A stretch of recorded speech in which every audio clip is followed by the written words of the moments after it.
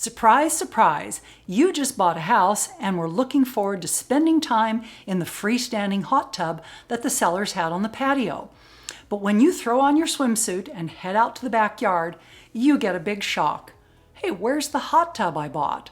I thought it came with the house. Looks like the sellers took it with them. Next, you realize that the ceiling fans throughout the entire home have been removed. And that gorgeous antique crystal chandelier over the dining room table, that's gone too. Have you been ripped off? Well, to answer that question, it helps to know what the word convey means when it comes to real estate transactions. If an item conveys with the sale, that means it's included in the purchase. Items that don't convey either go with the seller when they move out or may, in some cases, be available for separate purchase by the buyers, but you're going to have to ask ahead of time.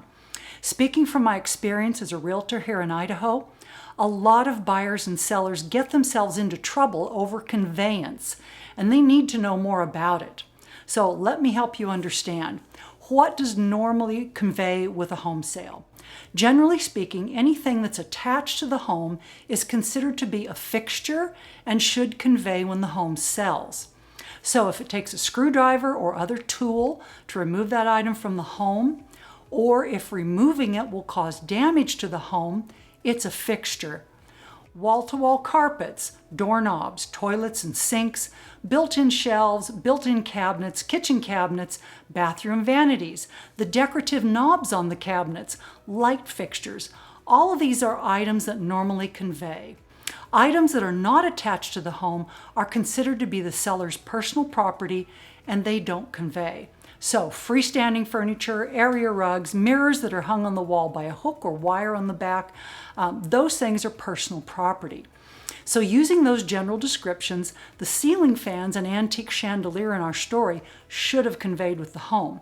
So unless those items were specifically excluded in the purchase and sale contract, then yes, the buyer has been cheated by the seller. On the other hand, a freestanding hot tub can be unplugged and hauled off the property. So it won't convey with the house unless it was specifically included in the signed contract. But I know all of this can get to be confusing. For example, how about a giant wall-mounted TV? Will that convey? Here in Idaho, most likely not. If you're the buyer and want to have the TV, ask for it when you make your offer. It doesn't cost anything to ask. But the brackets that hold the TV to the wall, they should stay where they are unless the buyer specifically asks that the seller take them away. Those brackets are screwed into the wall, and the wall will definitely look damaged or unsightly and may need repainting or to have little holes filled once the brackets have been removed. Regarding the antique chandelier that the seller's great-great-great-grandmother bought in France, that seller should have removed it and replaced it with another chandelier before putting the home on the market or even taking photos. This is the best way to avoid fights over especially beautiful, unique, or expensive fixtures when selling a home. Take the fixture out, replace it before taking listing photos, and before putting the home up for sale. Curtains and window treatments can be a problem. The curtain rods and brackets are attached to the walls. They should always convey. But if the curtains themselves can slide off the rods without damage, many sellers will take them. Window blinds should convey, as removing the hardware that holds them to the wall will cause damage, and besides, they're almost always custom made to fit that particular home. There's no point in the seller taking them. I do recommend always specifying in the purchase and sale contract any details about window treatments, just to avoid a fight later. Appliances, that depends a lot on the custom in your area. Always specify in the contract what stays and what goes. Don't take it for granted that the seller is going to leave behind that super expensive sub-zero fridge. And keep in mind that washers and dryers almost always go with the seller. Fences, well, they'd better stay, but you never know. Always put it in writing. Chickens, cows, horses, those are personal property, so they do not convey.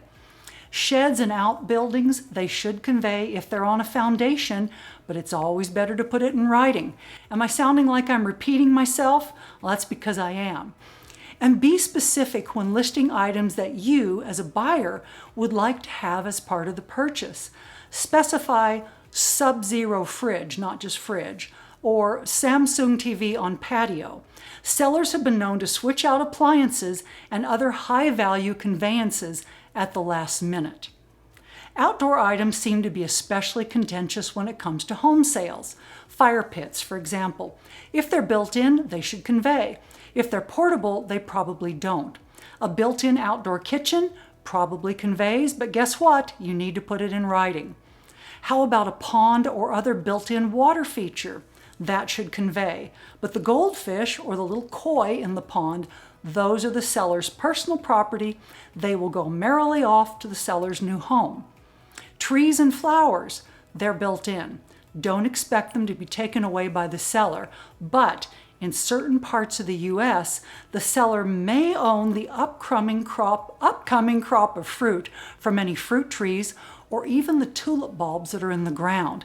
It's really important to use a good local agent who knows the area where you plan to make your home purchase.